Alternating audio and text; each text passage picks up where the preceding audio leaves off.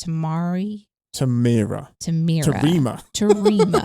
Calamari. Oh, shit. No. Turmeric.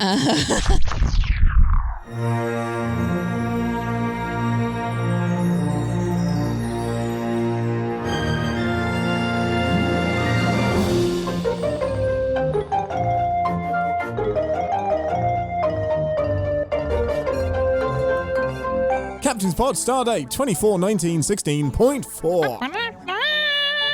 Except it's 0.5, not 0.4. Apologies. Welcome aboard the Starship Enterprise, and thank you for joining us on our continuing voyages through the final frontier.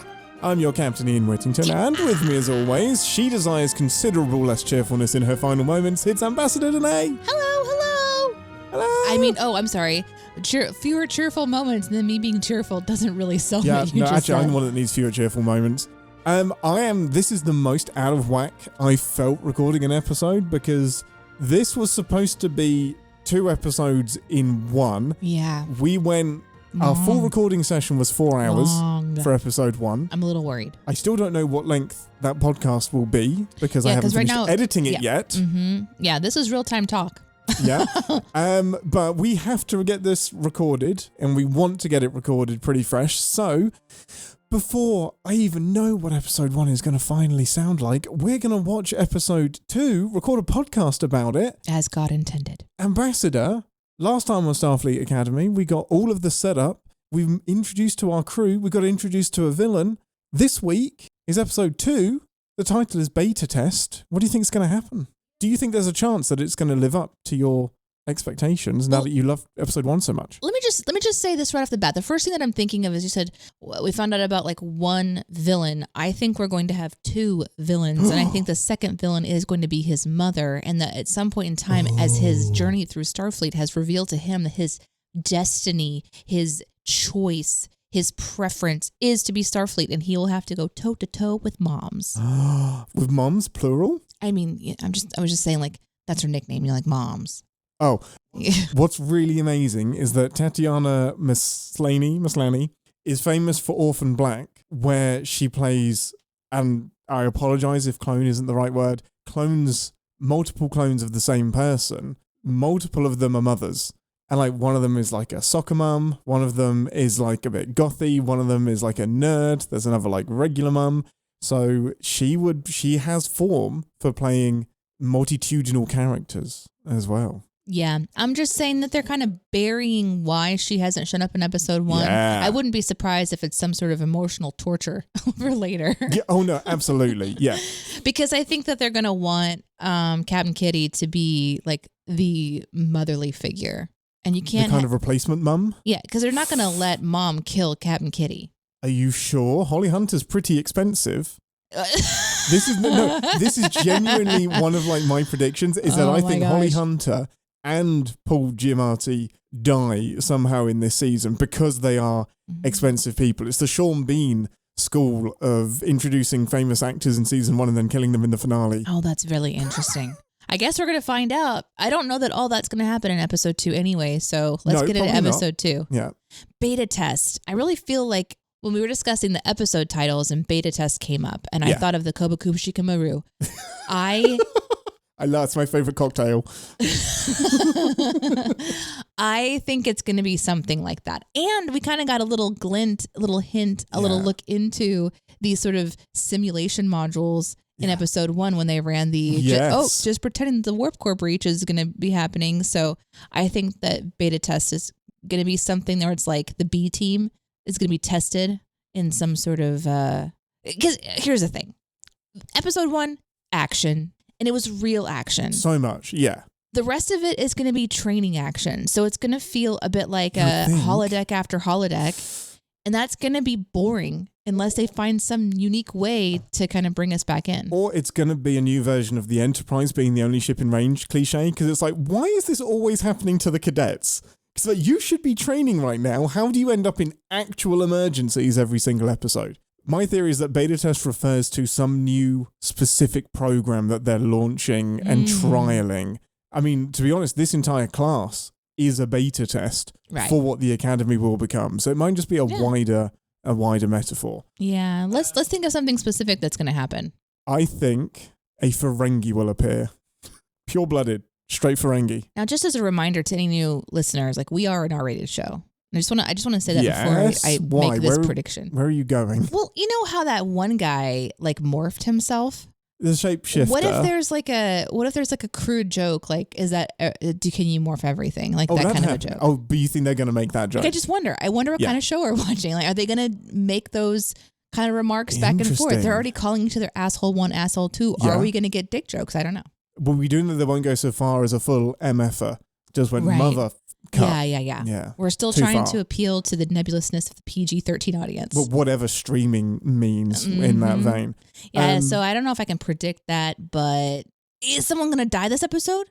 Yes, let's kill them all. No. Let's start over again. Oh, another thing I predict is more opera from the Doctor. Because I want a quick win. Yeah, we're probably going to have singing, right? We're going to have more singing. Yeah, he's going to flex some singing. But I think it's going to be Happy. I think Happy's going to surprise us with her voice. Well, she can just program herself with a voice. But I'm saying that the actor that's playing this part, you know, probably has a really sneaky, incredible beautiful voice. Skill, and we're gonna see that on display. Love that. Did you want to do any season predictions before we dive in? Well, that was kind of my mom prediction. I think that's the one that's stuck with me. Is I wonder how they're going to emotionally torture this poor Caleb kid. Yeah, that's fair. I like that. And having like dangling the mom carrot, only to discover that she's actually like gone full evil or something. Yeah, she might be too far gone. Because can you imagine, like, losing a mum is rough.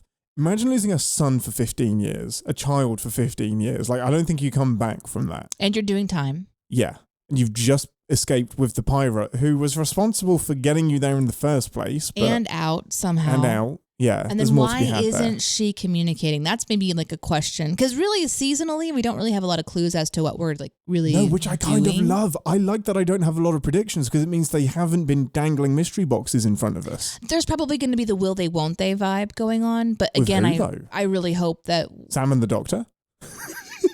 It's weird because she's a 17-year-old program and a 500-year-old program. And that just felt strange. And then I'm like, well, they're photonics. It's different for photonics.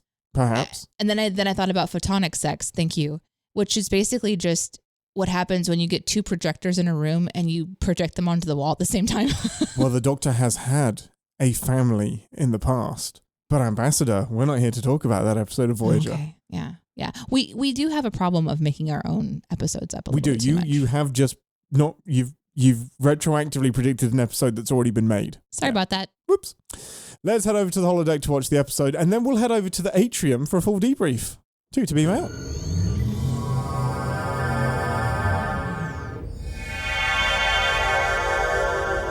Welcome to 10 Forward, the part of the show where we grab something from the replicator, or the Replicafe, and share our immediate thoughts and feelings on the episode we just watched together. Most important question first, Ambassador, would you like a mug replicated and then regular coffee poured into it? Yes. Or would you like something else? That's the only thing that I want. It's the only thing that you want. Yeah, I don't want replicated espresso. I don't want like an espresso that has had some sort of special scientific magic put into the beans. No. Some sort of dialed into my DNA caffeine jolt. Oh, it's going to hit your metabolism perfectly. Yeah, I don't want that. I just want oh, right. a You want the replicated inaccurate mug, one. and then I want, what I would hope this far in the future would be a perfectly pulled espresso shot. I mean, how many bad espresso shots have you had in your life? I've not had many espresso shots. Well, I mean, I really haven't. Well, you've had like lattes that have had espresso in them. Yeah, I've had plenty of bad coffee. Yeah. Yeah. Well, what makes it bad is the beans and a terrible pull. Yeah. No, you're right. Mm-hmm. I'm just trying to wonder. I've had so many. It can't be that bad in the future. That far in the future, it cannot be that bad. But who was operating it? Somebody. It was like nobody was pulling it or pressing the button. The mug appeared and then it started. Yeah. There's real mysteries of Star Trek here. Yeah. And that's really all you need to know about this episode. Oh, that's it. And I would like a Ractigino, which is a Klingon coffee or Klingon equivalent. Imagine what that tastes like. Just iron. It's just blood. That would track because you have roqueg blood pie, which we heard about the other week. There is blood wine. Yep. And they like prune juice. Yeah. So it all adds up. Yeah. It Ambassador, all adds up. Give us a synopsis. Yeah. Okay.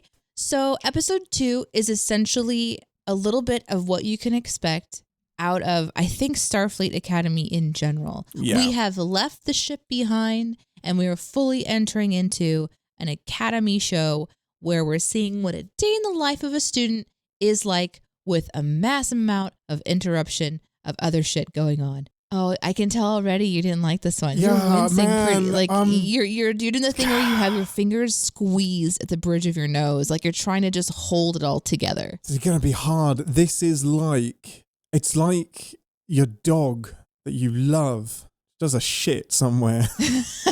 I still love the dog. Yeah. Don't like what it just did. Okay. Well, I'm excited to talk about it with you. Me too. That's my gut instinct. It's not shit. That's extreme. It's not. It's really, really not. Also, in this episode, we learn that the place where his mother went has been hidden from him on star charts because it's been hiding behind a massive, essentially, wall, this impenetrable wall. Psionic barrier. Mm-hmm. Yeah. Where that protected the planet Beta Z, which for new Star Trek people, that's a fun place to talk about. We'll talk about Beta Z. And when the burn happened, Beta Z kind of walled itself away for protection, was rejected by Starfleet. This is information that's news to me.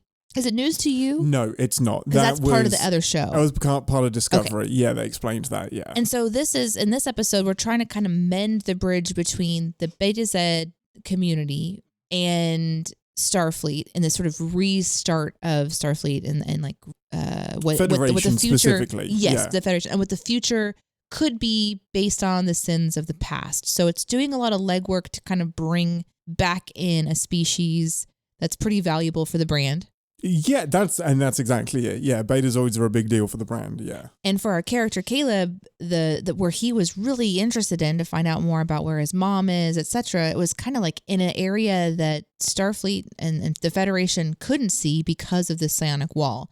And due to the appearance of the Beta Z Tamara, no, like the council, the people who are coming, like the delegation, yeah, the delegation from Beta Z. Some of the younglings that came along in that crew, talking with Caleb revealed more information about this very, very important place to Caleb. So like for the characters that we met in the first episode, we've got some interesting kind of like news now.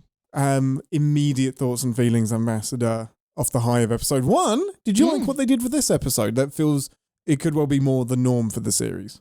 So there's a couple of things I don't like, and there's quite a bit that I do like. Yes, I like this episode. Great, nice. But what I didn't like about the episode is that it's doing a lot. Like it did so much that I kind of couldn't sink into a place. Like last episode, we did a lot, but there was like action that was sort of carrying the momentum.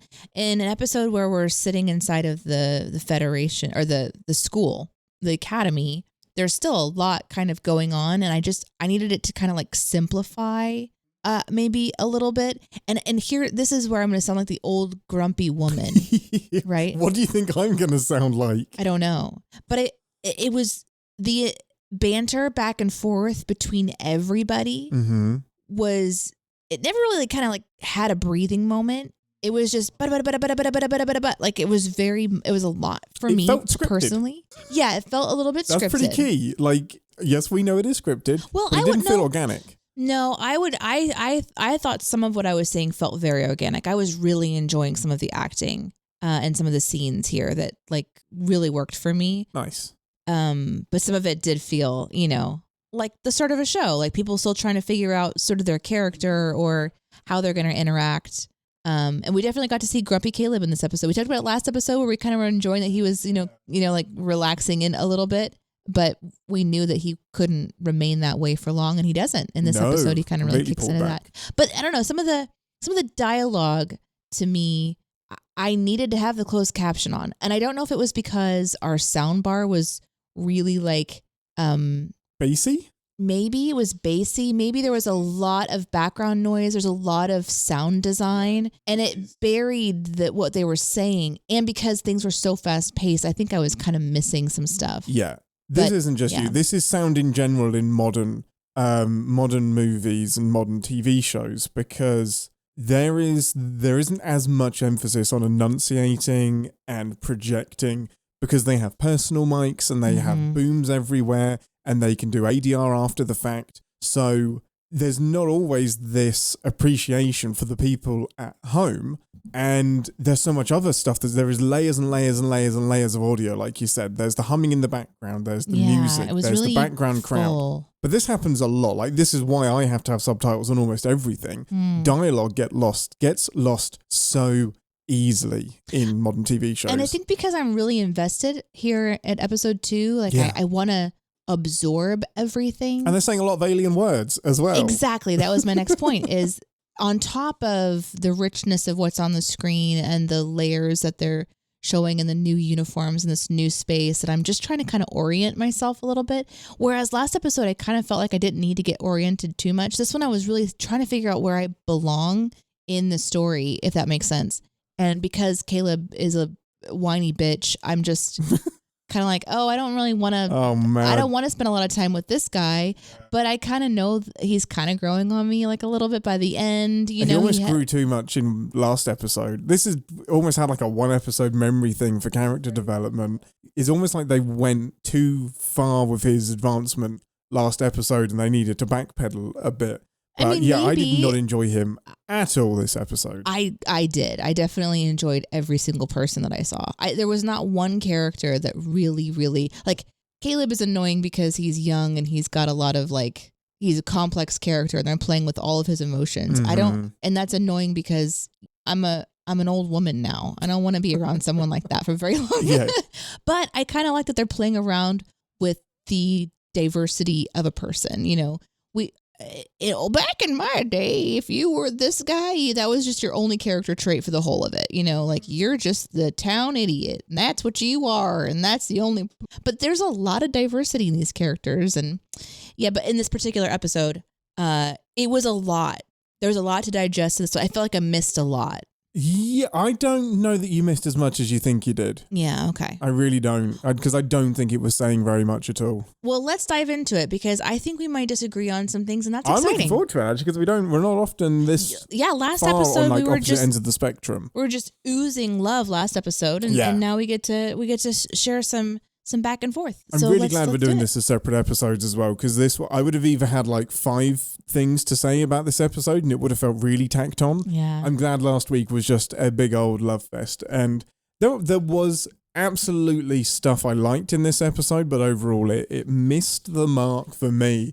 But let's start at the top, Ambassador. It's the fall semester. It's the fall semester in big old text, and we have a bit more Chancellor Nala narration welcoming the students in, and that if you want to serve the galaxy, make your bed and get to class on time. And most importantly, my prediction immediately comes true, and we see a Ferengi in the front row. Mm-hmm. Although I see some extra bits. Those weren't straight up Ferengi ears. And there is a Ferengi in Discovery season 3 or 4. I can't remember. And they look a bit different as well. So maybe this is just an evolved Ferengi. They've just adapted, or I don't know what it is, but there was definitely a Ferengi. God forbid their earlobes are different. We can't touch the earlobes. They should be smooth and they should be big. But the cold open before we get to the actual show credits is a kind of orientation again into the actual classes of Academy. The Doctor gets to have his little introductory mucus session. We get a Vulcan doing some lessons. Did the opening work for you to those little, what do you call them? Not dioramas, vignettes. Yeah, I love it. The only thing that I'm upset about is that I'm not going to that school. This was my favorite bit of the episode. I think it's so fun to break. I want this. I want them in lessons. I actually do want Harry Potter in Star Trek. And this is going to be every writer listening to our podcast that writes Star Trek, and we know every single writer loves our show so much, and they all tune in. They will roll their eyes when I say this because I know why we have the Beta Z storyline. Yes. But all I wanted was just to stay in that classroom really longer than 45 seconds. I want to know the Vulcan professor. I want to see the Doctor teach. I want to see all of the kooky professors. And I realized I want a Starfleet school for science and biochemistry. It's so fun. It's so fun. And when I was in school, I had a class, and I think this is fairly normal. Maybe I'm really curious if you had to do something like this. Mm-hmm. Okay, when I was in school, we had to carry around flour bags that were dressed as babies. Oh no, we were never them alive. No, we were never made to do that. Okay, they knew better than that in England. And then when we got a little further into school, they had just come up with the electric baby. Yeah, and this thing had a little computer system in, and at certain times it would just start crying, and you had to bop it gently. It would it would twist it. Not that toy. Wait, what? No, we had those. People would be like in the movies, and you have to take them with you. Out. No, and you do not. And the whole thing was you had to care for this baby so that you would learn. Don't have sex. Don't have babies. It's a pain in the ass. You don't want to do it. No, it's a nightmare. And that's the whole thing. And if your flour bag broke, then you would get a worse grade. Flour bag. Yeah, got it. So when they have this goop kind of containment field that they have to care for, I was like, I know what you're doing. You know, they're basically saying this slime thing is something that the mucus. They have to care for it for 5 days. Yeah. This mucus, this self-replicating mucus. And then they did the whole joke with the doctor about it was great. I loved what's a failing grade? What a question to ask. Why not? What's a passing grade? Well, no. The reason is that he said that if you break the mold and you merge with it, you have to have a hologram will turn up and will have to separate you from the mold, and then you get a C. So Sam was expecting that to be a fail, and she's like, well, if that's the C grade, how do you fail? And he's like, you die.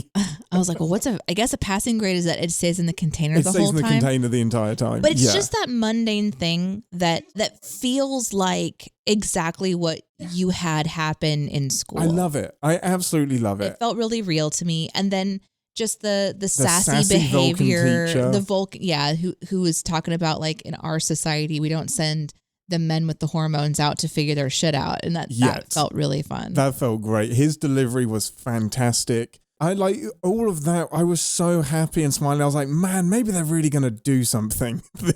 It was too fast, but I really did it. I had a great time. I also like that we got to see more of the uniform in this series of vignettes, because we kind of sort of back and forth in between all of these vignettes. There's a speech that's kind of going on, and then there's the shot of them from the side where it has the delta on the side of their uniform. It looks so nice. I really love that. And some of the teachers have like a shiny band across their uniform. But what we're doing is we're seeing this sort of modern video editing where we have to see fast, so that if you cut off a little bit of it and you share it on social media, you don't have to do a bunch of editing because it's already cutting between so many things. And I just wanted to sit in those moments a little bit more. Yeah, but it's also... It's the second episode. Maybe it will happen. It's the first time we're seeing them in the academy, and they're just trying to kind of show you, hey, before you flip away on the channel, like look at all of the things that are kind of going on. I don't know how much you're doing that in streaming world though, because you're not like flicking between channels. I was just thinking about that as I said it. I just don't know that that's the modern day viewer. Right. You know, they kind of need to try.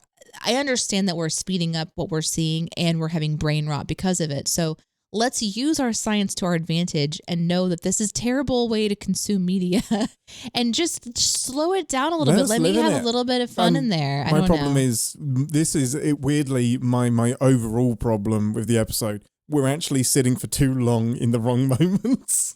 Yeah, but that's where we're both nerding out. Yeah. It also really quickly introduces the first class to return in 100 years. They're going to be sharing with the War College. Love this. So this to me is a really, really interesting addition. Because basically, so the War College actually feels a little bit more established. Because I think there was like the Earth Defense Force.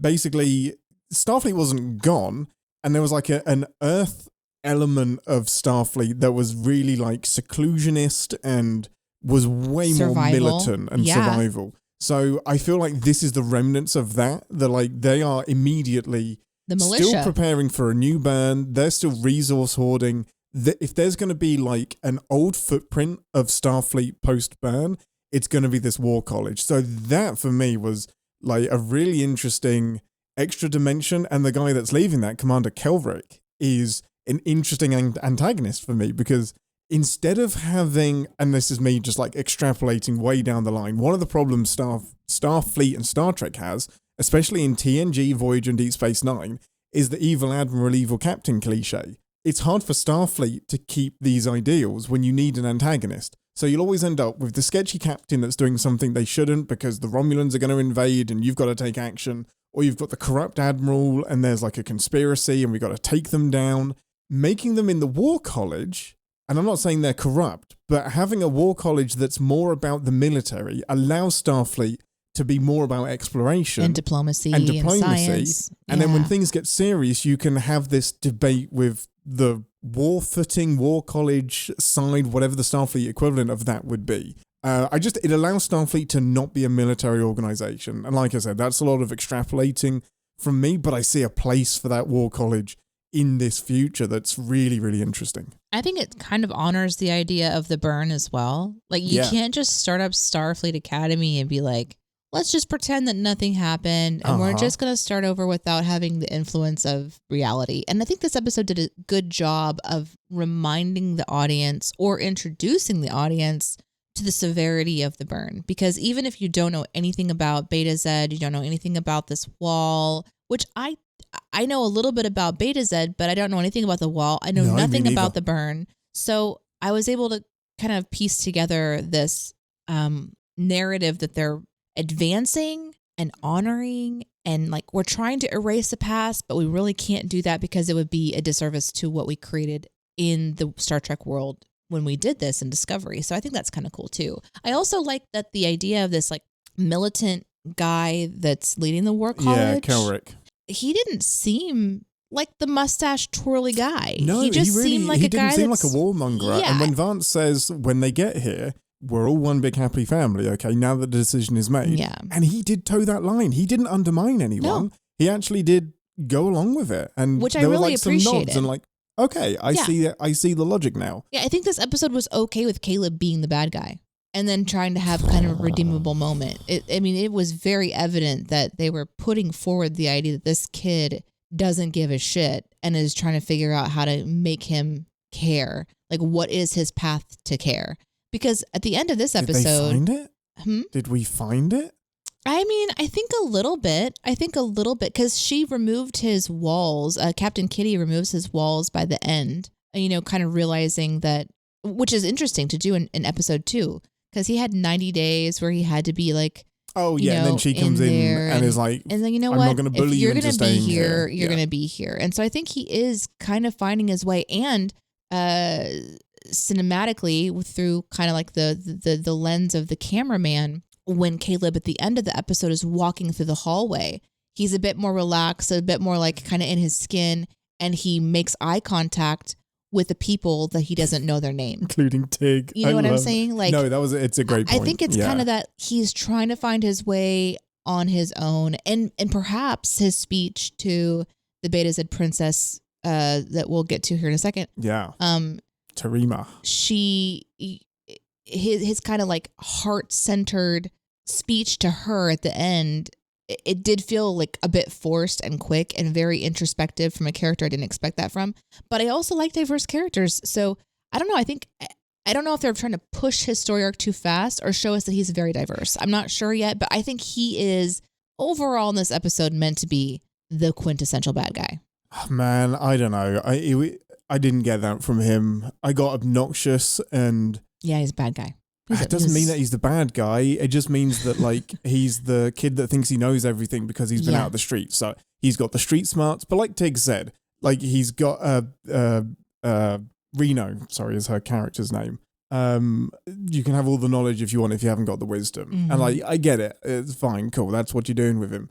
All of the stuff with the princess. I don't know that she's a princess actually, but I'm obviously calling her Tarima. Princess. It did not work. It was ridiculous, eye-rolly. It was completely backwards. But we'll get into that. Yeah, I was just thinking kind of more like I didn't get bad guy vibes from the War College people. No. And that kind of surprised me because it is a bit intimidating to see them like all dressed in black, standing there, kind of going, "Ooh, they've seen some shit." Like they're there because someone's got to be the people that are going to pull the trigger.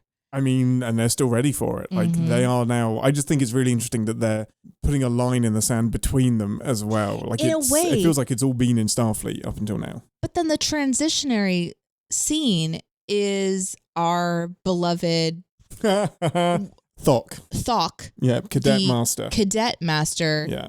In the rain. I love this with our crew so much. Just screaming about you will not live in fear. You know, she's talking about my stomach and choke on it before I let any of you like submit to your fears. You will stare death in the face and she will stare back. Like it's hysterical and I love it. But so good. That indicates that, yeah, I mean, they're there to learn about space goop and how to make a warp engine, do warpy stuff. But they'll still have self-defense, But they're still going to have to learn how to, they're the ones on the front line. Do combat. There's an interesting comparison to, this is going to go on a tangent, but in Enterprise, there's this huge thing that happens in the season finale of season 2, and it makes season 3 this one long adventure.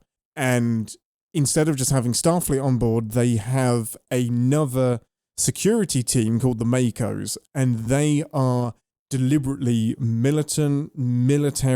They are doing the serious stuff, and Captain Archer's a bit offended by that because he's like, we're still a ship of exploration. My team are still trained. They can do combat if needed. We don't need an explicit military force on board the ship. And I always thought that was interesting. Like, I love the idea of separating Starfleet from military. Yeah. So I like that Discovery Academy might be picking up on that a little bit. In the lineup you just mentioned with the Cadet Master, it was so distracting. There was a green-skinned person with bright orange hair, and I was like, that is such a choice. I haven't had a chance to look it up yet, but I'm 90% sure they're a representative of one of the aliens that Worf would kill on the holodeck.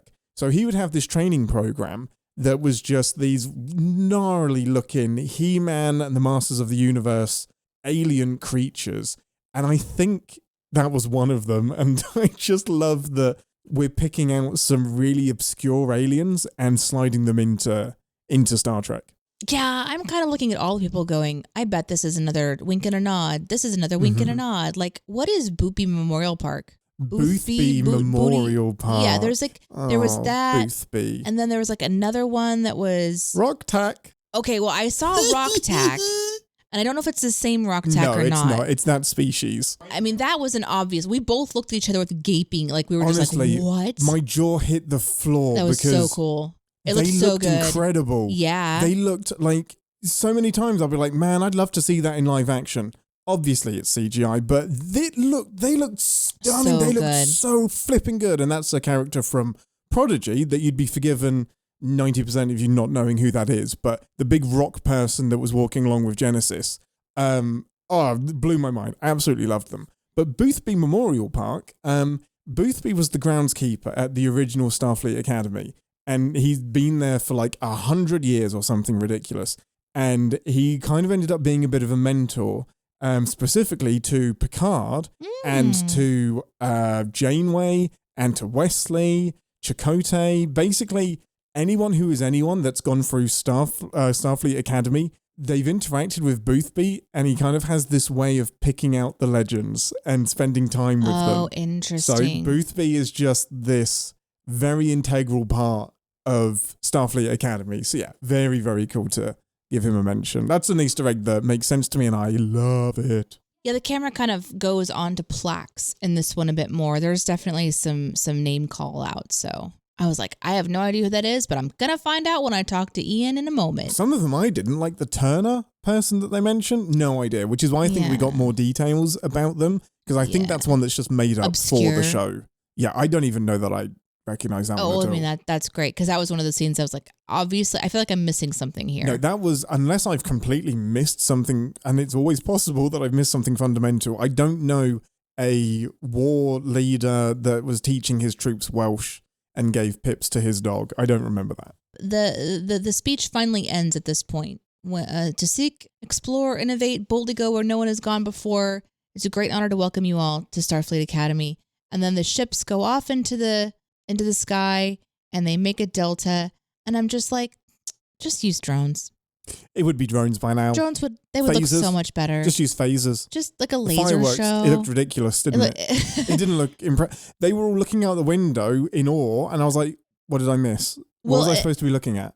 I'm wondering if it was like, wow, when someone comes across a Walkman these days, wow, look at that, Wow, they went really retro. Wow, this is like a retro I thing. can confirm they do fireworks because Voyager, spoiler, gets home at the end of Voyager.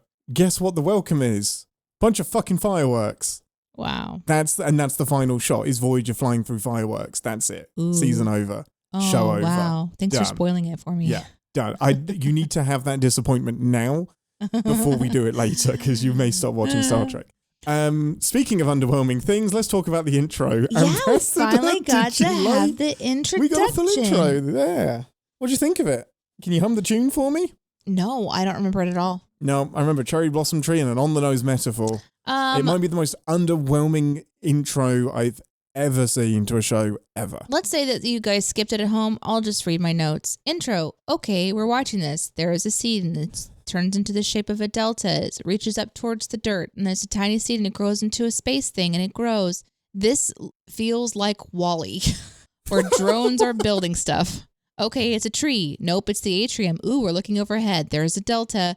Where the building is mixed with a tree. The buds are budding. The piano is pianoing, but that is not a piano. Do you get it? The leaves are leaving. The hallway is walking, and no one is noticing the leaves in the hallway being sucked into the delta. We're at the exterior shot. There's the bay and the academy. And then that's when the rock person appears. And I was like, okay, I'm back in. Let's go, rock. Yeah, disappointing. And I can't even think it's going to grow on me. There was nothing to that theme. The imagery was on the nose. Yeah, it was symbolic in the most basic cliche way possible.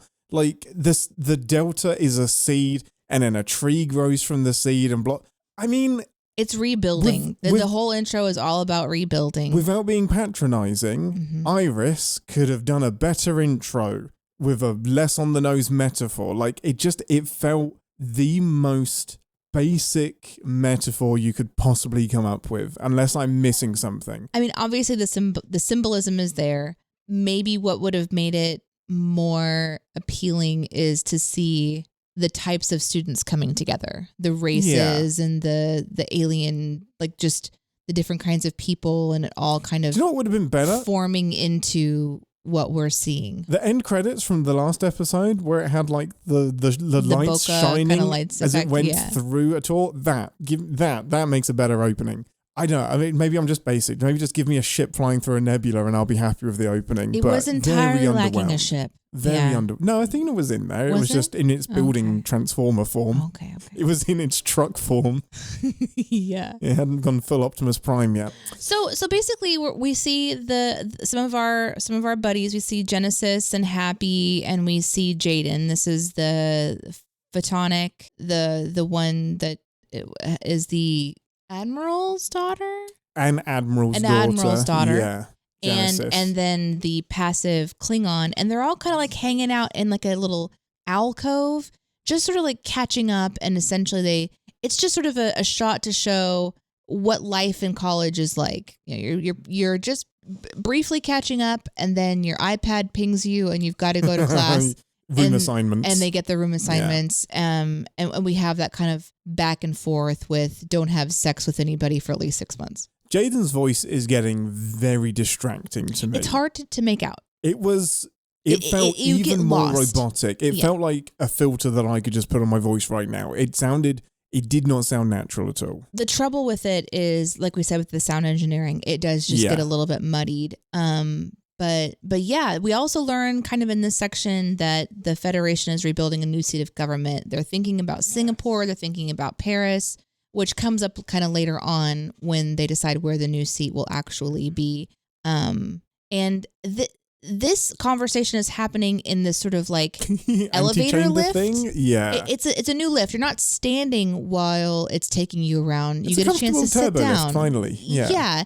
And in this moment, I'm like, man, she is not. This is Captain Kitty is sitting with the doctor and with her number one. Yeah. And an exocomp. Entirely CGI. It didn't need to be. We had exocomps physical exocomps flying around in 1990 something too. Yeah. Why did it have to be completely really cool. CGI, Ambassador? Yeah, because it's just, it looks Build better. one, just fucking build. It doesn't though, does it? The only thing that was great, not the only thing, that's not fair, I did like it, when they're constantly moving around and then it just goes, wow. Did you hear it? Yeah, I did. As it comes out of scene. I love that. Yeah, it was a little sassy. Exocomp. Yeah, I think it's the same one from the first episode as well. I think it's the red one. Yeah, maybe it's like a recurring character that we'll see in every episode, kind of like in Seinfeld, there was a Superman in every episode somewhere. Oh, is there? I mean, that's what I heard. I never watched Seinfeld, so I don't know. Me neither. I love that we're talking about it. But I always think about that, like how fun that they've just put this little Easter egg, in every little. Just turns if that exocomp does turn up in every episode and ends up saving the day, I would love it. I'm here for it. I would love it too. But what was bothering me about this one is, again, here we get that fast-paced conversation starting off. You've got the doctor who is wanting to have more, basically caustic substances more to play with mucus, than just the basic level. Like, these kids need to have something that can eat their brain. He doesn't say this, but basically just eat their brains.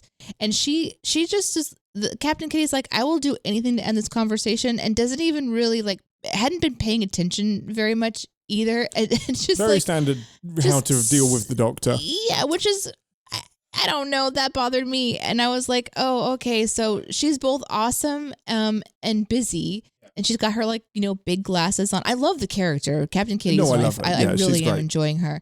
But I felt like maybe, when you've got a doctor who's wanting to order something that could break out of its containers and kill everybody, maybe you should pay more attention. Right. What's jarring for me is that the humor beat with the doctor there is just a cover, because it's better than them just looking down the camera and talking to us, saying this information about finding the seat of power for the Federation and the Beta Zeds are coming to dinner is important, because the function of that is a big information dump. So they add a bit of humor just to cover it up. So it didn't quite kind of cohese together for me. But yeah, the important bits from that really is that they're just happy that the Beta Zeds have agreed to come and talk because of how rejected they felt by the Federation and how they've been behind this psionic barrier for 100 years or whatever, just hunkering down and protecting themselves. And if they join the rest of the Federation, it might be a domino effect that means more people join the Federation, and they also have more space, more security, good old colonizing more trade behavior. Routes and things like that. Yeah, more trade routes. So that's the really important information, clumsily exposited, in my opinion.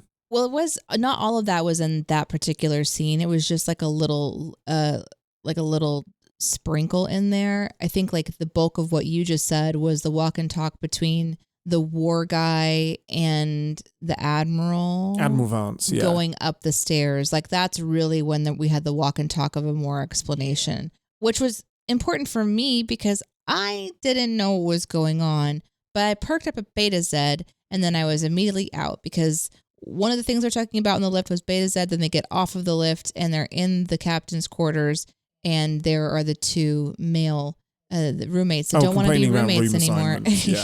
Yeah. I don't know. The back and forth, how's it going with you? Because I'm going to skip around a little bit here because their relationship is interesting. Last episode, they hate each other, but then they're working together.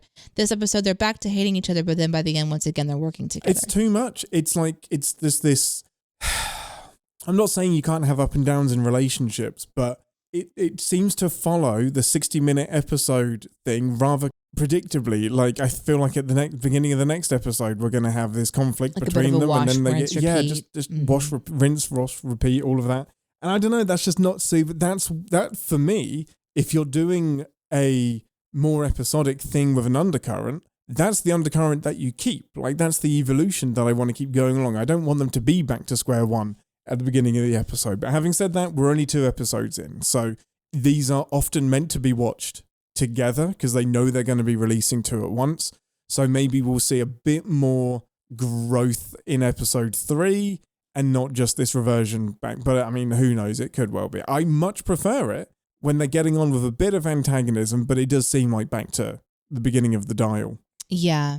Yeah, they definitely, something happened between the last episode and this one. Something where they kind of forgot that they all literally saved everyone's life, and that Transformer Boy risked his life. Yeah, basically nearly died. and nearly died. Should I don't know. be in therapy. I don't know. Feels a little bit like, oh yeah, we missed something where they just still hate each other. But I have to say, I really liked by the end the way that kind of circles back around. That felt really wholesome. I kind of loved that. It was helping him make his bed. But yeah, anyway, there's also the reversion. So speaking of reversion, like going back, reversion, yeah, regression. Both work. Kind of reverting, I guess. Anyway, speaking of that, we have also that Captain Kitty has to kind of restate finding the mother again as we establish this episode. And she kind of says to Caleb before he leaves, like, Baraka could have been lying to you about this Goja 5. You know, have you thought about that? You know, you need to trust me. And so it kind of reestablishes that Caleb has tried to hack an exit a few times in the last 12 hours. Like he's been very active in the last half of a day. Yeah, he hasn't just settled in and taken it. And right. Which is good because that bothered us last episode. Exactly. And the carrot they're dangling is this, is it Groja? What was it? Or Goja? Goja 5? Goja 5, I think. Yeah, Goja 5. The last known place that Baraka seems to think is where his mother will be. The other thing I kind of liked about the scene as Caleb is dismissed, you know, number one is like he needs his ass kicked. And Captain Kitty's like, he's been getting his ass kicked his whole life. Yeah, like, right? How much more of a mind fuck will it be if we actually give him some respect, you know, which is true, you know, and it kind of ends up working, and it kind of is working for me too. It makes sense as to why. And even in this episode, she addresses this desire to find him for so long, and then she's now found him and he's not who she thought. And she's letting that go, but she still wants to have something that's matters. She wants to build something. And he kind of, maybe we were talking about just a moment ago about like, what is it that he found? And maybe that's it. It's like he realizes he can be part of something. I think what I'm struggling with is not enough trauma. So he was 6 or 7, 15 years from the age of 6 or 7, younger than Iris, between planets, between people, between food, prisons. How he's not nearly messed up enough. Like he is adapting, for me, he's adapting too quickly. He has been on the streets for 15 years. His entire childhood and beginning of his adulthood has been in the Badlands, just like searching for things, jumping from prison to prison, stealing to eat. He's, for me, adapting too quickly. He should have like some kind of shell shock where he's like sleeping on the floor, or they're almost taking it too lightheartedly. And I think that's, in this episode, where I was really failing to connect with him. It was almost too playful. It's not like an adopted kid that's been in the foster system where they've had a rough time. Yeah. He hasn't even had that stability. He's had nothing. He's just since 6. Like, that's just wild to me.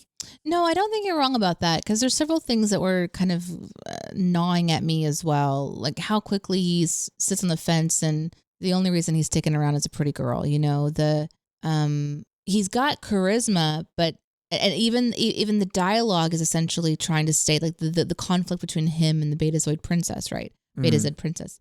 She's like figuring out that he kind of used her for information, but the way that he's acting, it just feels like he's fumbling through kind of all of it. And maybe maybe the actor isn't having the time to connect to the material long enough to like give some complexity to the face, to sort of nod to us the turmoil. You know, it is a very lighthearted vibe. And I agree with you on that. And it is sometimes a confusing thing. I'm constantly reminding myself he was 6, jumped out a window in a storm, space for 16 years. Fuck. Jesus, that's crazy. Well, the episode starts off with Happy being like, so you were in a prison and you were going to have to use your nubs, and then you ended up here. He's like, yep, basically, you know. So there's a casualness to him that maybe is still because of youthfulness. I don't know. I'm curious how the role will develop. Yeah. Yeah. Well, the next thing we kind of jump into, I basically covered all of this. This is a beautifully eccentric, barefooted Chancellor, Nala, refusing Captain to wear Kitty. refusing She wants to to let her paws out. Yeah, she's got to let her little piggies out. She's a little hippie. Refuses to wear shoes, and this is I enjoyed that, but then it is like heavy exposition. Let's get everybody caught up on, and it is important, but again, it didn't feel organic to me. It was a big old information dump of here's what's going on with Beta Z, here's why it's important, here's what happened previously, and here's what we're going to do next. It did feel like all well acted stuff, my nerdy stuff that I love, but very exposition heavy. But was it a catch up that was useful for you, obviously? Extremely helpful for me because I didn't watch the other show, and I think they know they have to do some heavy lifting. And this is something that you get so used to when you really start paying attention to how exposition is given to you when you're watching content. You know, which characters are saying it, the perspective that they have. So I don't know that I minded it too much, but it was a lot of information, you know, like it was a lot packed into several minutes of learning about how things are, but then also the idea of letting the students watch these negotiations, that it's a strategic move to include the academy because when the Betazoids come for their conversation, like they're bringing their children. And so, but all of that was happening so fast. I don't know that I understood exactly what was going to be happening in this episode. One of the moments I'd like to sit in a bit longer, to be honest. Like, I think if you give that a bit more room to breathe, and even if like maybe you involve some of the students as well in like a briefing for like, okay, you're going to be interacting with the Beta Zs. Here's why. Like, almost be a bit more upfront with the exposition, because it almost like tried to hide the exposition in a conversation, whereas all three of them knew every bit of information that they were sharing. None of that was new to them. You have cadets there to explain the new stuff too. That's what I was saying, or Caleb. Yeah. When Caleb sees her and suddenly becomes the person that's going to give her the tour. Here's your crash course. Give him a debrief. Why this is really fucking important. And then all of a sudden he's finding out about this wall, and then he's thinking about his mom, and maybe everything kind of feels a bit more organic. Yeah, like linearly organic, where you're not just going, oh, they need to have this information before we even see these characters. Exactly. Like, no. Trust your audience. Trust your audience a little bit as well. You know, like in the debriefing rooms in TNG when they would put the thing up on the wall and you get to kind of see it. Yeah. Like, let me see this fucking wall. Yeah. Like, sounds pretty cool. Yeah. Just give me a funky graphic. But obviously they're spending a lot of time, and I know that they're spending a lot of time now because some of the characters that come on this convoy, this envoy, end up staying indefinitely in Starfleet Academy, right? Yeah. And the seat of the Federation is going to be there, and I'm thinking to myself, great, does that mean that we get to go to Beta Z during this show? Because that'd be kind of fun. Yeah. How many other planets are you going to piss off by unilaterally deciding that Beta Z will be the seat of government? It's one of those things when you're watching Star Trek sometimes, if you're new to Star Trek, that gets a bit annoying, which is there are some major nerds writing these things that they feel very confident that we need to spend a certain amount of time talking about the politics of these different planets and nations and races and all that stuff, because they've done something major across the board that needs to have some questions answered, and they're going to do it in this episode. Yeah. And we just have to kind of sit there and watch it and go, okay, I guess this is when we need the information. And it is an element that's interesting to me. Like, that is the world building, and I do want to know about it, but it felt a bit clumsy to me, this episode. Me too. Felt a bit just put the information in front of you. Yeah, I think they just could have cared a bit more about. So an episode like this, it's like shuffling a deck of cards. And they just have a lot of information, and then they kind of decide they're going to put it in here, and we're going to chop between scenes, you know. And I think they just could have done a little bit like chunkier cards instead of having 15 things to just put together. It could have been 5. And then, okay, you've pieced them together, and you can kind of go back and forth a little bit. But we go straight from this to Tig Notaro. How am I supposed to give a shit about anything Beta Z when I'm watching my favorite, maybe one of my favorite scenes this episode? Jet Reno. Let's talk about it. Let's talk about one of your favorite scenes. She is a gift, an incredible gift. I've loved her character ever since she was introduced in Discovery. She's come with the crew of Discovery from the past, like she said, nearly 1,000 years into the future. And now instead of staying with Discovery, she is teaching at the academy. And that was kind of set up in Discovery as well, that's where her and Tilly would be going. Love it. Just love Jet Reno. She's so good. Yeah. So fun. And she does put Caleb in his place perfectly as well. And I love that she wasn't phased at all by him. It's like, I've been around the block way too many times. Here's where you get it, kiddo. One of the reasons I love this is that as a professor, she's tying what's happening in the room into the education of physics, into the education of quantum physics. Yeah. But the quipping back and forth between Caleb and this professor it's just so good. There's so many really fun lines. And it wasn't like, she didn't feel like she was challenging him. She felt like she was like, okay, well, that's who you are. But let's tie it into what we're doing now. And okay, so you know your shit. You're here for the real shit. Okay, who are you? What's the real shit? You know, what's your real shit? Yeah. You know, did you do a mixtape? What's the worst birthday present that you've ever got? And he's like, I was arrested. And she's like, you can never have enough misdemeanors in quantum physics. And there's just these great lines. And she has like this whole entropy thing. And so I don't know. It's just really, really smart. It's like one of those things where you're going in a battle against somebody that in every single way will outsmart you, outlast you, outwit you, outwisdom you. And he just doesn't see it. And we see it instantly and are just like ready for her to like eat him up.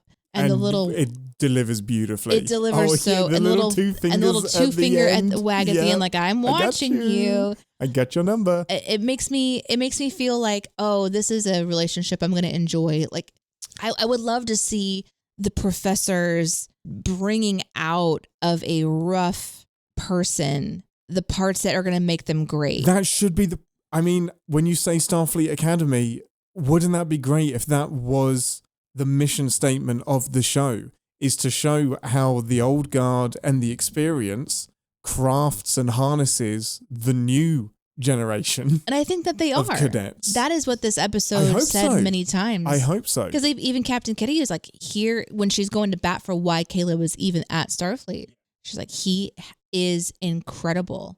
He's so talented. He's too good, and he's bored with his life, and we're lucky to have someone like him to give somebody a second chance to start over in this space, who should be in prison. Yeah. So. Well, it's great. All of our favourite scenes have been the ones in the classroom, which is super duper fun. It does end with him having the embarrassing moment. How did that work for you? Not really. It didn't do much for me, to be completely honest. It's a means to an end. It's a conversation starter for when he meets Terima. It's fine. Didn't do a huge amount for me. I think it was the payoff that we expected when we saw the doctor give mucus to everybody at the beginning. You know, we know something is going to happen. We need it to happen because there's kids carrying around mucus cans. So I think it's meant to be like, oh, he's having a humbled moment in front of everyone where he was being that guy. I just feel like Tig gave him the humble moment. I don't think we needed another one on top of that. Yeah. And I guess it's like him going, okay, I don't need this shit. And then he's going to leave. It reminds me of Malfoy. Something happens to Malfoy in like the first movie that humbles him. It reminded me of that. And Caleb isn't Malfoy. Like, he's still the protagonist. He's still the good guy. I'm not entirely sure what that was doing, but I was too busy, really, to be honest, thinking about the intercom noise, which was dum dum dum dum dum dum dum. Was it? Did you not hear that? Oh, I don't. So just before they say you need to go to your next class, it was basically ending the class. Your next class will be starting. I heard the noise. I didn't notice. And the noise was dum dum dum dum dum dum dum, but like a little bit faster. I was like, oh, so you're acknowledging that the Star Trek theme exists in Star Trek. Yeah.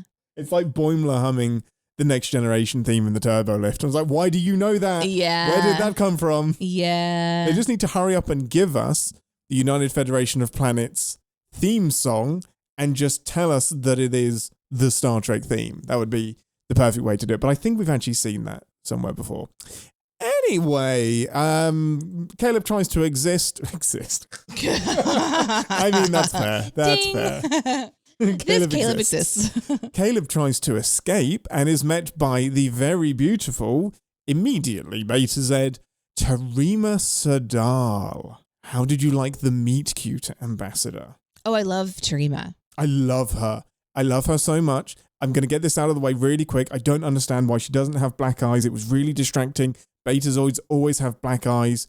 Always. Contact lenses, they have black eyes. That's what they do. They have black eyes. It's one of the weird things. Instead of giving them a nose ridge or ears or something, they gave them black eyes because Deanna has black eyes. Her mother has black eyes. There's another Betazoid that has black eyes. In the books I've read, the characteristic black eyes of the Beta Z. Why didn't she have black eyes? You may look it up real quick? Yeah. How do you spell her name? Tarimasadal. Terima Sadal. If there's an in-universe answer, fine. That's great. I just hope it isn't because they forgot. Okay. I'm trusting quick internet searches and not doing deep dives. Possibilities for why her eyes are not black, according to the AI amalgamation. Yeah. Solid black eyes mean fully telepathic Betazoids. That's not true for Deanna because Deanna's empathic. She's half human and still has the black eyes. Normal eyes are partially like Deanna. No, are you Deanna sure had black eyes. 100%. Okay. She had black eyes. So maybe she's not fully telepathic. But she has an inhibitor on her because she's so fucking telepathic, she kills people. Is that what it is? That's what she said at the end of the episode. She said she hurts people. You think she kills people? I hope so. With That's her fucking brain cool. powers? With her mind bullets. She did go to the war division. She fucking did. She's melting people's brains. Can she shield her abilities? No, that's why she has the inhibitor. In her eyes or something. Oh, fuck knows. I don't know. It irked me. Yeah, understandably Only so. if they forgot. Any other reason, fantastic. Even if they say, yeah, we know, we don't care, great. Just don't let it be that they forgot that's a Betazoid thing. Yeah. Mm-hmm. Anyway, off my soapbox, she is beautiful, charismatic, really, really, really enjoyed her. And I really enjoyed that she ended up going to the war college. I was like, oh, fuck yeah, let's go. That's really interesting. How was the meet cute for you? Yeah, I think I'm relieved to see another kind of character introduced and then going, oh, maybe this is going to stick around because she's obviously of the Starfleet Academy age. So maybe this is what the show is doing. And I think it was fun.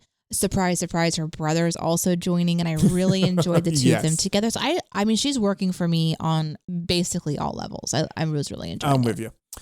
We then move straight into we move into the negotiations that are being held publicly in front of the cadets, which just baffled me a little bit. Amran Sadal, the president, who's using sign language, which I loved. I thought that was an excellent touch to incorporate sign language, whatever the reason he's using it, just worked really well for me. I loved that. But it was just so interesting to have these negotiations so open and the Betazoids clearly making ridiculous statements just so that the Federation will be forced to be the ones to reject them and the Betazoids can save face. This scene is all about them making crazy claims that they'll never agree to. Yeah, it's also an opportunity to just remind people how bad they've had it. That there's this enemy that they're very vulnerable and they can't mess around. They need help in a major way. So and the Venari Ral are the same people that the Bracket was a part of and was attacking. They're clearly like a big evil force in the region. Yeah, politics are politics, man. And it is interesting to have it like all be very public, but at the same time, I think it's an interesting idea to just offer something so vulnerable and so huge in that space. And I've got to say, I do like it when Star Trek does diplomacy. Yeah. This was just really basic for me. There wasn't a lot of nuance to it. It was a storyline and kind of like a tactic we've seen, not just in Star Trek before, but in a lot of these like diplomatic posturing kind of episodes across content. It was the people that you want to bargain with make ridiculous claims and then you meet somewhere in the middle with a novel excuse. So it just didn't, it kind of like did the bare minimum to be a diplomacy episode of Star Trek, if that makes sense. Yeah. The two siblings are like, let's get a tour. And then Caleb becomes a tour guide. And then he takes her to the Gideon S. Turner wing. Yes. That's the one you don't know what it was, right? We don't know who that person is. No, so Gideon isn't anybody that I've heard of. There are Gideons that have popped up in Star Trek, but I think this is the made one that you up. didn't know. Yeah, I think this is just one that they're like, okay, you can't know every single name because we didn't just stop having famous people after 2364. Yeah, no, that makes sense. And they seem to know about him, and they're kind of like either making jokes back and forth. But I think that's what we were saying earlier about it. It lost me a bit on like, okay, I'm not part of this conversation. But we do get to see like them kind of walking through and that like kind of commons ground area where we're still playing Frisbee and we're still playing Hacky Sack. Hacky Sack was fine because it was a hologram. I'm fine with that. Why the fuck are we just playing Frisbee back and forth? Like they're 6-year-olds just tossing a disc back and forth. We saw Wesley play his weird pleasure game. Like we've seen... That's what it should be. We've seen every cool single cadet should be using the visor from the game. Yeah. All of them. Yes. And there should be nobody in classes. Fuck, they should all be on holodecks. Anyway, they should all be on holodecks. But I mean, it was just that, hey, doesn't this look familiar? Doesn't this look like your college days? Doesn't this look familiar but with lights on it? Uh-huh. One thing I did like in this scene is a little nice touch is that, and I didn't write it down, but Terima gives her full title. She's like the first daughter of the first house of whatever, and then inheritor to the something. What I do like is that is a clear callback to Deanna's mother, who always very proudly presents herself as Loaxana Troy, daughter of the fifth house, holder of the sacred chalice of Reeks, heir to the holy rings of Beta Z. So it is a continuation of like this Beta Z royalty title thing. So that, I was like, you know that about Beta Zs, but you didn't know about the black irises, which is fine. What if the neural inhibitor changes her eyes? Could be. Love it. Okay. If that's it, great. If her neural inhibitor pops off and her eyes turn black. Love it. Let's go. I take it all back. It's great. Okay. But they go on to stellar cartography after that. And this is where we can jump forwards to like the end and this scene here. I didn't get her objection that Caleb used her came out and punched me in the face. I was like, are you kidding right now? It felt so contrived and contrite. I was like, are you even a real existing person right now? Because he is clearly taking her to stellar cartography. She knows that he has a desire to search for this planet. She then volunteers the wristband after saying, can we trust each other? Can we talk? She volunteers that without him saying the specifics of why he wants the planet. But then when he admits later on that it was to find his mother, she gets pissed off that he's using her.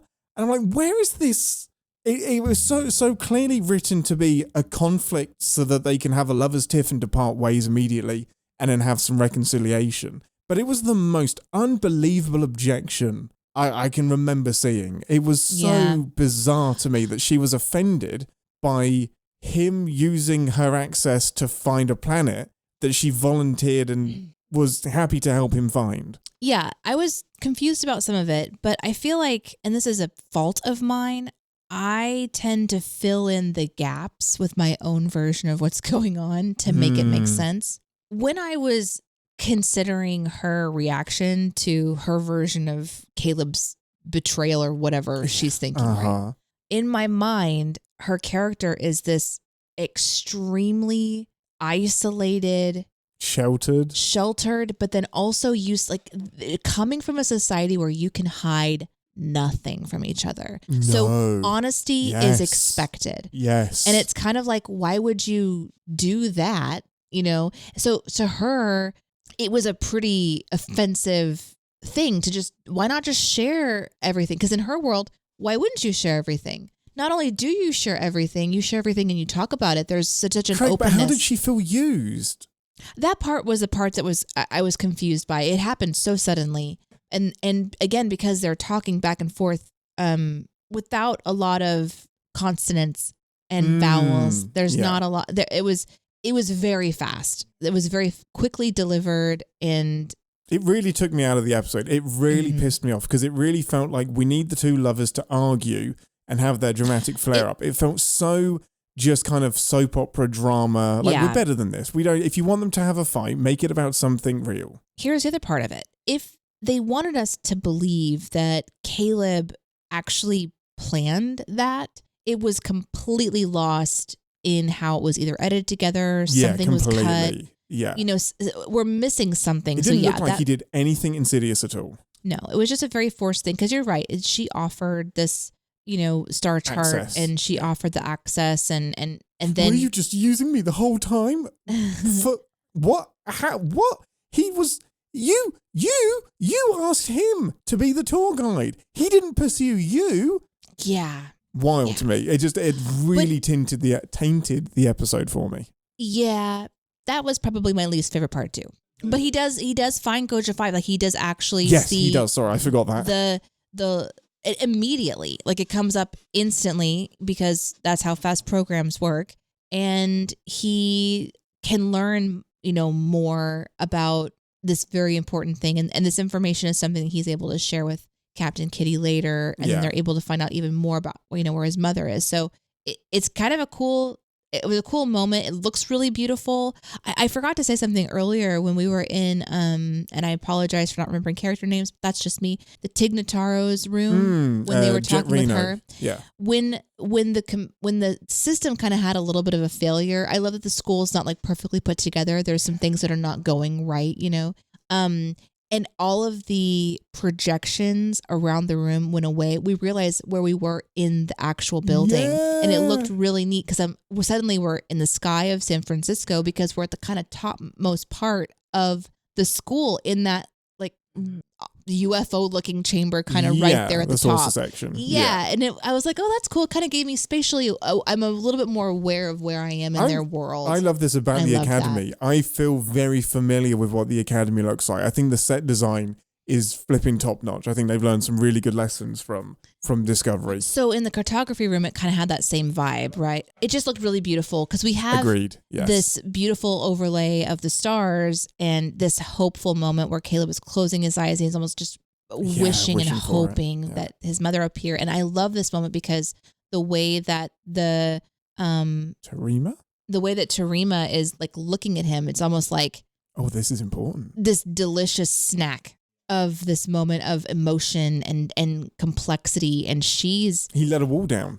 Yeah, I could almost just see her eating it like a delicious meal, and I thought that it was really fun to watch. No, I do like that, and I think the psionic wall barrier is a really interesting thing as well. I want to know more about that immediately. Like the collective power of the Betazoid people has gone towards making this wall. Maybe it's just technology, but I'd like to think maybe they have like wizards that are just focusing on this force field. And a result of that is that it's impenetrable and stuff has happened inside this barrier that Starfleet and the Federation don't know about, which is fascinating. It's really fun. Yeah. The other thing that I really like at this point in the show about the introduction of Terima. Calamari. Oh, shit. No. Turmeric. Let's call her Rick. When you have a character like Caleb and there's other women around and he's this horny boy or whatever, and you're just like, okay, what are we going to do here? To introduce another character that has his interest and is a Betazoid, Beta Z. I've been interchanging. I'm going to keep interchanging. Because we just don't know right now. The planet is Beta Z. They are Betazoids. Okay. The Beta Zetazoidian. Listen. Beta-Zednian, I think. It's so smart to let's just deal with the trauma from like Counselor Troy-esque vibes. Let's just get to it. Let's not have however many seasons of this show where we're just going to be letting him suffer in his emotion. Let's put a character right away that's going to slice through it so that we don't have to watch that happen. It's one of the most interesting things about Betazoids that we forget because Deanna never does it. She does do it. Stop saying that. I'm gonna nudge you whenever Deanna comes on screen and just be like, she can read emotions. She can read emotions. If you constantly watch episodes thinking that, it is so frustrating to see how often she does nothing with that information. Maybe she's been told not to, like, there's a debrief off screen. Like, I can't. Maybe there's anything that happens off screen. Put it on screen if it's important. Maybe it's not important. Everything's important. Oh my gosh. Anyway, it's interesting for her to have the maybe doing the Deanna thing that you think is so important to do. Mm-hmm. I hate how much you hate on Deanna. I don't hate on her. I hate on what the show did with her. I'm just saying. Didn't do with her. She's great. Is great. The show didn't show us her greatness. Yeah. It's more frustrating rewatching Worf, though. Just as. For me, right up there. Great. Both got screwed. Great. And each other. So the Star Charge looks really cool. Yeah. And then visually to see like the Beta Zeta Zoidian chart pop up. That's a pretty fun thing. And he just once again kind of closes his eyes like he's making some kind of a wish, and it just worked really well. Whenever there's something like romantic happening between them, I could not unhear the one of the Disney songs from Beauty and the Beast. There wasn't there before. There's something sweet and almost kind, but he was mean and he was coarse and unrefined. How perfect is that? But now he's dear and so unsure. I wonder why I didn't see it there before. I want to talk to somebody who will never admit it because Disney will sue them. But if there isn't like in the score and the music between them when they were on screen, there was like half of that melody in the score, and I swear to God it's there. I'm not mishearing it. It was there, Deneé. No, that is your name. Yes. That's me. It was there, Deanna. You married me. Remember that? Remember that time? So the negotiations go terribly, but after those terrible negotiations, he's like, do you want to see a thing? Do you want to build a snowman? And it's not his penis. It was a humpback whale ambassador. Same difference. What? Wait. I'm sorry. Wait. I couldn't help myself. Why is this humpback whale important? Probably because it's the one that was brought from the ship. Not unless you think it's 800 years old. It's the baby of the baby of the baby of the baby of the baby of the baby. It is very much most likely. Very much most likely, probably not, but maybe. No. I mean, it has to be because it's the ancestor. The humpback whales were extinct until the whales were brought back to the future. So this is all thanks to James T. Kirk. George and Gracie, the whales that were brought to the future by James T. Kirk. Yep. And I just love that we get to see a humpback whale in, I'm going to call it cetacean ops. I did too. They didn't, in my notes. I don't think they exclusively called it or explicitly called it cetacean ops, but it was most definitely a descendant of George and Gracie because Gracie was pregnant when she arrived in the future. Oh, so I love that. I absolutely love that. Most importantly, though, my other prediction, the Doctor singing, also happened. We had a lovely opera rendition during a little evening party where the diplomacy goes sideways. Speaking of sideways, Ambassador, I'm king of segues today. A sideways glance from Genesis. Skip, did you see it? Yeah, of course I saw it. What are we doing? How do you fail the Bechdel test without even talking?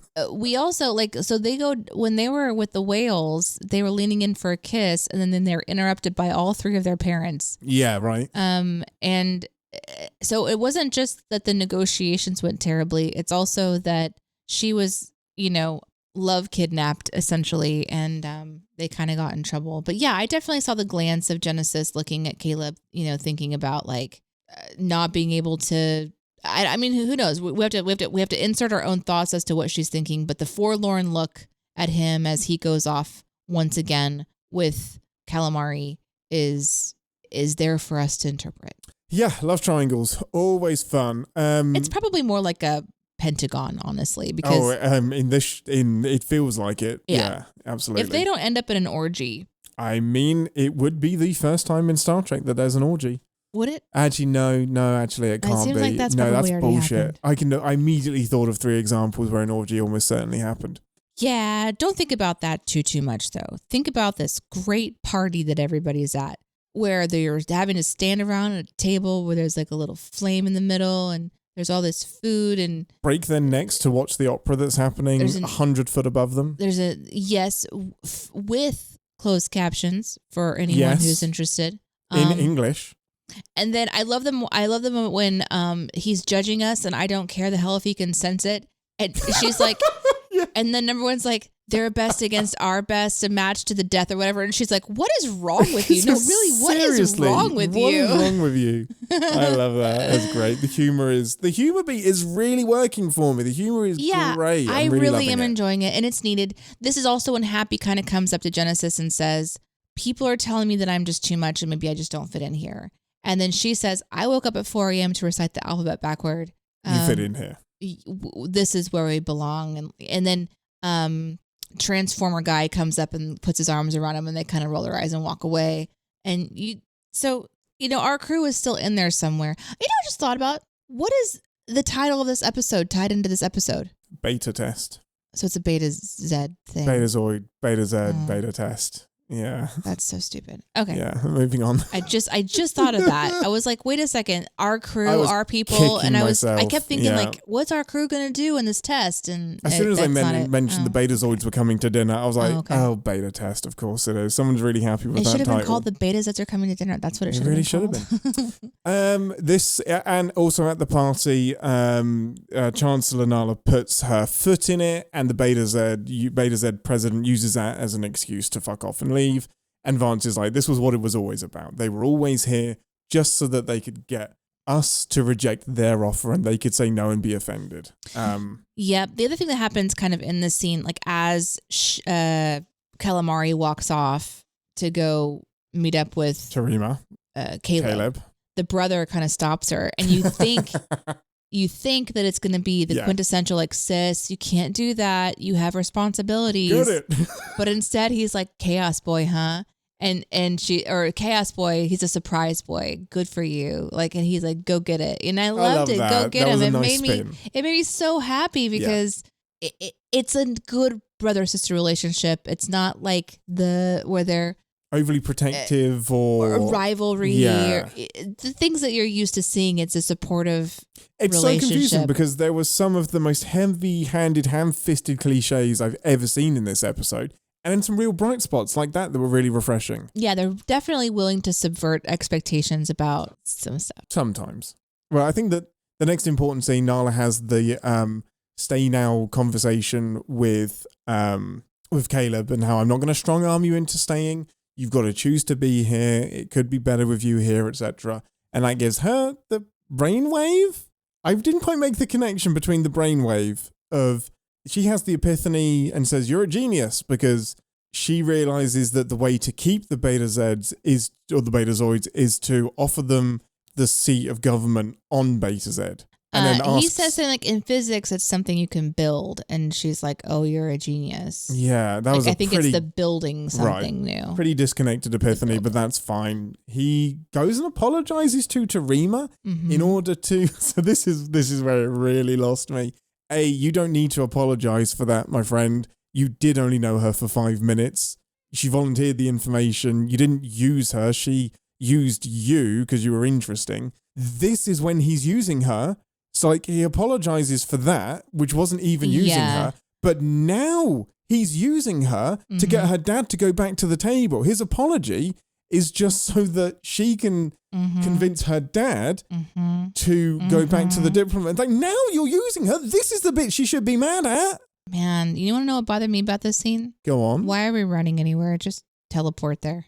Oh, that's true. Like, this is that the forced idea of like, oh no, we're in a hurry. We have to catch up to something. It's like, dude, you can bamf wherever you fucking want to go. Yeah.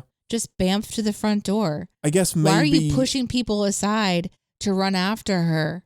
Yeah. I guess maybe there's like a conservation of energy thing. It really bothered me. Okay. That's fair. I don't know. They both poofed in whenever they went on their tour. It's so true. It's so true. I don't know. Why not poof in whenever you're going out? Yeah. Maybe it's the danger of being shot. Like if you just poof in front of the princess, they're going to shoot you. Anyway, everybody can be Nightcrawler now, apparently. The next thing is they agree to move the seat of government to Beta-Z, not Paris. Everybody stands up, says, I am Spartacus. And not everybody stands up. Oh, who doesn't stand up? The people who are already standing. That's fair. Yes, Vance and... There's a whole group in the back, and they wish that they were that cool. Oh, there we go. In the cheap seats. Yeah. Yeah. That ending didn't super work for me. Like, I'm glad that Beta-Z is rejoining the Federation. I'm glad they didn't feel obligated to keep them out. I'm glad they did bring them back in, but it wasn't super satisfying the way that they went about it. What's difficult is knowing at the beginning how it's going, like they're going to have an agreement. They're not going to bring in the Betazoid whole conversation unless there's going to be a reconciliation of some kind. Some progress for the story. Yeah. So I'm kind of just checked out like I am on a hologram episode going, none of this is real anyway. It doesn't matter. It doesn't really matter. Yeah. Because there wasn't really ever anything at stake for me individually. So that was just the background. So no, it wasn't that it didn't work for me. It was just like, it was inevitable. It wasn't your bag. Yeah. Yeah, I can see that. I do like the idea of the kids starting to stand up to show that they're unified. Like, yeah, I did get some feelings from that. I just know that the logic that we took to get there and then the final thing that brings them back to the table, it didn't make me go, wow, that was a really clever solution. Whereas when I see Picard do some diplomacy, the writing backs it up and I'm like, man, that was a clever solution. Like, you shouldn't be writing TV shows, Mr. Screenwriter. You should be working for the UN doing diplomacy shit. You know what it missed? This felt super basic. You know what it missed? It missed that, so she says traditions and examining what we had to become something new. And so we're going to move the Federation to Beta Z, right? Okay. There's an opportunity there to talk about the importance about shifting away the seat of power from good old America to an international or an interstellar in this case environment. And I think maybe a different writer or a different episode maybe would have given us an opportunity to have that. Like, there's so much dialogue happening. We're missing some heart about what Star Trek is supposed to kind of feel. And so while this feels like, okay, you're trapped behind this wall and now you're free because you can make your own choices, there was that should feel bigger. It really should. Yes, we're talking absolutely. about Federation's central hub where it started on Earth, moving to a totally different big concession planet in a different system. Like, we're talking about a huge change. It's not even everything Federation feels like America, in that way. It's like having NATO. It'd be like having NATO in Washington and then be like, okay, let's move NATO because it's not just America. Let's move it to somewhere that is European, somewhere like that. But then not only moving it there, but like having a conversation about why it's important to not have such an important seat, such an important collection of beautiful minds trying to do greater things not exist in the same place all the fucking time. I've just had this brainwave of what you said, it didn't feel big enough. It doesn't feel big enough. Do you know why? It absolutely can't feel big enough, because this isn't Star Trek Federation. This isn't Star Trek Birth of whatever comes next. It isn't Star Trek Diplomatic Corps. It's Star Trek Starfleet Academy. This is in the wrong show. Like, this is important world building. It doesn't belong in Starfleet Academy. Like, to do that story justice and how important that is, that needs to be the focus of a different TV show dealing with the Diplomatic Corps, dealing with rebuilding the Federation, so that Starfleet Academy can deal with rebuilding the people and rebuilding the crews and Starfleet that is going to populate the Federations and whatever. Yeah, I think I agree with you. I think it's a different show. And I also feel like it would be a great thing to watch on a different planet. Yeah. Like let's see what it's like to be the minority. Yeah. Completely agree. Not just a humans only club. It's just, I think that's what's really hit me. Like, this episode 2, if episode 1 and 2 are meant to be your mission statement for what the show is meant to be, the episode 2, I have no idea what this show is meant to be, because the most important stuff was building the Federation. I still like it. I'm having a good time. I'm still having a good time with it. It's just it did a lot. I'm with you. I still like it. It did a lot. But like last episode, it did a lot, but this episode does a lot in a different way. In a completely different way. It's like going to a buffet and it's just too... Like, just focus on having a great salad bar instead of having that and that and that and that. You don't have to do the world's foods. Yeah. And I get it. Like, I love world building, and there is a way, of course, to do world building through a very niche show as well. But it felt... I don't know what this show is meant to be if it's going to try and do these huge world building swings. It did feel like a big one. But have a really niche title.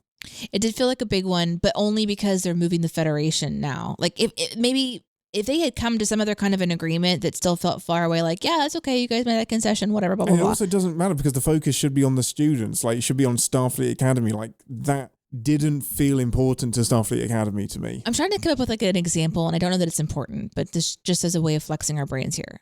What is something, a big aha, big, huge deal, something that was revealed in like the MC universe on a movie? The MCU? Mm-hmm. It would be the existence of the multiverse, probably. That there are parallel universes where the X-Men exist, the Fantastic Four. When that happened in the movies, you're like, wow. Yeah. That was just revealed. Yeah. That felt big. It felt big to me because it was really, I mean, Doctor Strange nudged at it, but then it was Homecoming where you have 3 different Spider-Men interacting together where you're like, oh, the toys can all be playing together. That's fun. And that was I think it was revealed really effectively. So it would be like having that in like episode 2 of Loki, where it's like a TV show about something else, and they have this big reveal that happens. Oh, well, Marvel did do that. Marvel would do that in Agents of S.H.I.E.L.D. They would have big reveals that are then undone by the next movie. Yeah. But you're right, and it feels weird. It's like, is this as important as I think it is? Because it doesn't feel important. Put it like center stage. But then, like upon reflection in this conversation, it feels like it should feel more like a big, oh wow, that's a huge deal. We need another concurrent show going along with this. If Starfleet Academy wants to be like niche and at Starfleet Academy, I think it needs another parallel show that's doing the big work of what's happening in the galaxy in the 3200s right now. I just feel like we're missing this little, like now in my mind, there's so many people that are building the Federation, and they're like, okay, I guess I'm moving to Beta Z. Yeah, guess so. Like that decision has just been made. And so we're going to have shuttles. So much for being a diplomacy. A democracy. Big shuttles filled with families and people and all of the things that you need to build that are leaving Earth to go do that. And Earth suddenly has lost a tourist trap or whatever, you know? It's a big deal. It's a big deal. It's a big thing. It's a big concession. At least to us here in this moment, it is. But don't think about it too much, because we have to talk about the last part of the show. We have to talk about the last couple scenes of this episode. Anisha made it out of Goja 5 and is on to somewhere else. And Chancellor... That's the mom. The mom made it out. Yeah. Chancellor Nala is giving him all of the information to dig into where she ended up next and if she's been making communications with people. And the most important thing is that he can now trust the apple. The end. The spicy apple. Oh, wait. No, it's not the end. No, not the fully end. But yeah. Well, that's the next piece of the puzzle. That's the next bit of the journey to find his mother. The last scene of this episode really works for me, and it's what gives me... There's several things that kind of give me hope for this show throughout this episode, but the end scene is certainly a strong one. It's fun to watch when a scene makes you feel like you just dropped in and you're just literally a fly on the wall. Slice of life. And you're just... And they do it, and it does it well. It feels fun. In this case, I don't feel like I'm missing anything. I don't care what this chatty brother is really talking about. They're doing lifts. It's just the camaraderie between them and this sort of like friendship that you can feel has just started, but it's really important. And then the casual, like, I'm not talking about my sister. That's weird. She said to give this to you. And then he goes back to his, it didn't have to be a big deal. And then Caleb puts on this jewelry, which I don't really know if we saw her wearing it. I don't remember. No, is it I what don't she know scanned what it is. was it what she scanned for the photography thing? Maybe. Yeah, I think that's the first thing it made me think about. But anyways, he puts it on, and then he's kind of like in this moment where he's thinking about just doing better for himself in general. Oh man, yeah. He goes to make his bed. I love it. Great setup and payoff. Without even, hey man, do you need help with that? No teasing or whatever. His asshole number 2 comes over, is like, dude, what are you doing? Like, you gotta tuck it like this. Tuck fold. It's just that recognition that, oh, he's doing something. Let me become a part of it. And Caleb didn't say, get the fuck away from me, man. No, filled my heart. It's the kind of shit I live for. I really, really enjoyed that. Here's what it's like. We talked about this recently. Me being a person who doesn't know how to like tidy my own space. Because I wasn't taught. Now, I didn't live in the streets like Caleb did. You pointing at me? I've had a bed. I know how to, but I didn't have a parent that was like really adamant about life skills in certain areas. And so I've always struggled with that. So it's always meant a lot to me to have people that are kind of like, do you want help with that? Like just coming over and joining my world. And like the day that I had to move into a house and I just had a whole bunch of like kitchen items and an empty kitchen and a whole bunch of cupboards, I was like, I do not know what to do with any of this stuff. I don't know where it should go. Where do the spatulas go? I don't know why it makes sense to put things in certain spots. Like it's just, Or an empty closet is terrifying to me. I need someone to go in and put it somewhere. And I'm like, okay, that's where that goes. Or hanging things on the wall. How terrifying to hang things on the wall. What do you mean it's going to live there permanently? What if I made a mistake? What if I want to change it? But so all of the things of just not knowing and then being with someone who's just like, let's just do this. And this is how we're going to fix that. Or this is what we're going to do. It just feels so good. So in that moment watching Caleb, I was like, man, I've needed that buddy so many times. Just to kind of like be like, oh, you don't know how to do that? Cool. Let me just show you. Let's get it. No judgment. And it was just casual. Just yeah, it was so nice. Or judgment in a way that makes you feel comfortable because it was kind of jokey. And another time that the show does the casual thing many times. Another time that I really appreciated, there was the brother and the sister in exchange. I really appreciated that kind of casual approach. And when they got into their fight, when Calamari and Caleb got into their fight. Yep. When he quipped something to her at the end and said, oh, yeah. Yeah, he says, you're just sheltered, go back to your home and hide in your box or whatever. And she's like, okay. And she just walks off. Yeah. Okay, thanks. It wasn't like why are you treating me this way? She's like, yep, I'm out.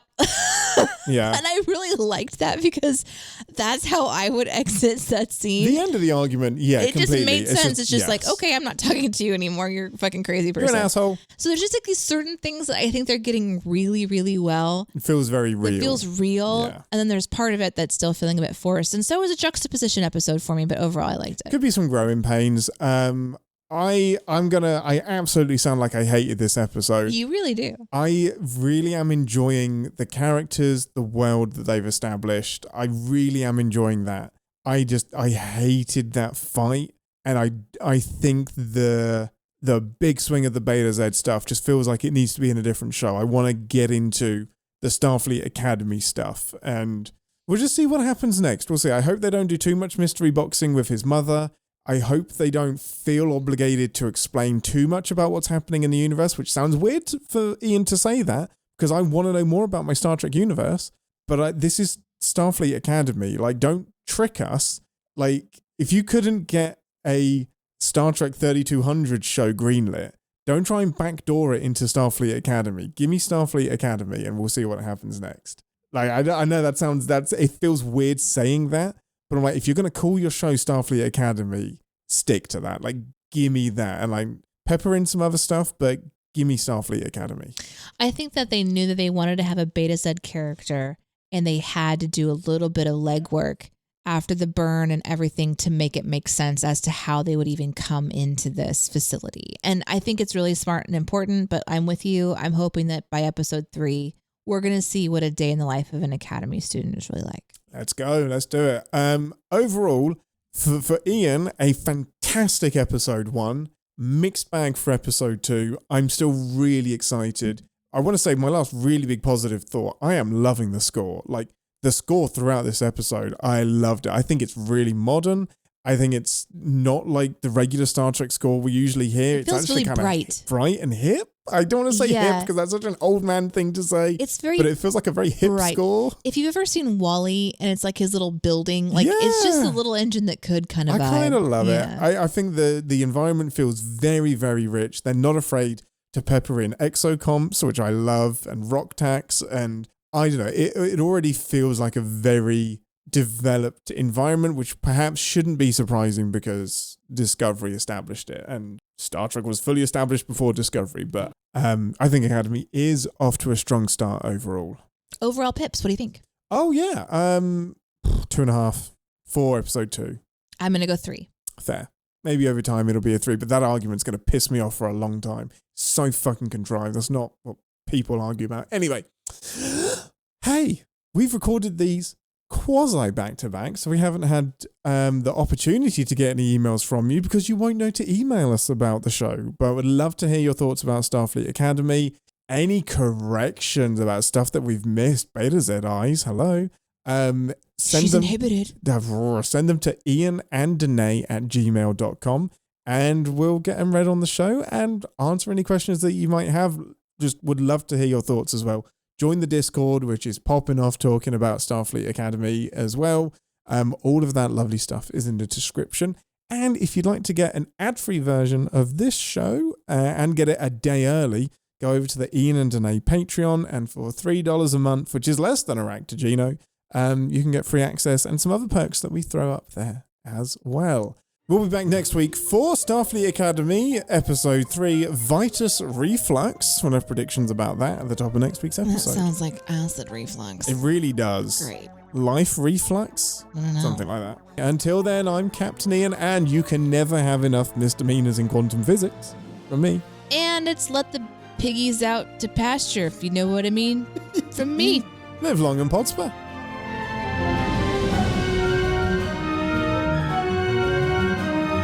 Thanks for listening to this episode of Captain's Pod. If you'd like to get in touch with the podcast, you can send us an email to ian@iananddeneé.com. And if you want to support the show and get the episodes early, you can go to our Patreon. That's patreon.com/iananddeneé. If you want to catch the show live, we have those links down in the description for YouTube and Twitch. And then I think I'm supposed to close this hailing frequency, so bloop bloop, we're out.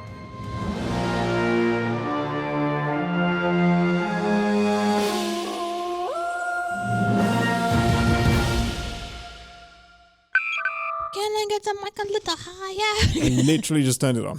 Huh? I literally just turned it on. Yeah, Oh, the song, no. The song comes to mind because, of course, I'm having to lift my microphone up to the high heavens. So Why? can I get the mic a little higher? Oh, yeah. Oh, because I decided to remove the dingle doodle hanger that kept it aloft. So how is it working now without all the elastic bands on it? I'm pretty sure it's the demon hunters, man. Pretty sure it's some kind of like demonic intervention. That's an oddly specific. Oh, tell me your desire. Sing it. Watch me set the world on fire. I'm in the wrong fucking prep sheet. What? I'm in the description, not the prep sheet. You can describe what's happening. Actually, I'll do it. Welcome back to Captain's Pod, a comfy, cozy, grab a tea podcast where we discuss, in ASMR style, Star Trek. Nope. What date did we record the other episode? Yesterday. It wasn't yesterday. Friday. Saturday. I don't know that my Stardate system makes sense. Saturday. I think, you finally admitting that now is improvement. God forbid that makes it to the edit. No, but that will.